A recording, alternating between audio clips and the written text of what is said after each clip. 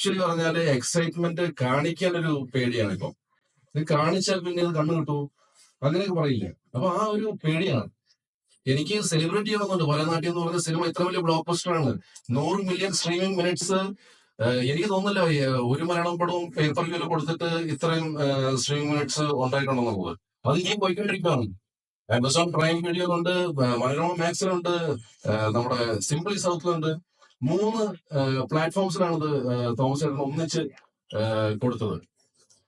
Greatness.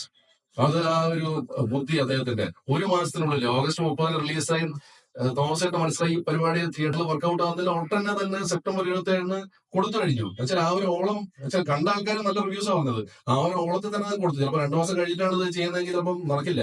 വേണമെങ്കിൽ നമുക്ക് wait ചെയ്യായിരുന്നു. ഓക്കെ, ഏതെങ്കിലും ഒരു ബിസിനസ് ഏതെങ്കിലും ഒരു OTT പ്ലാറ്റ്ഫോമിൽ നടക്കുമെന്ന് പറഞ്ഞുകൊണ്ട്. പക്ഷെ അദ്ദേഹത്തിന് ആ ബുദ്ധി ഉണ്ടായിരുന്നു.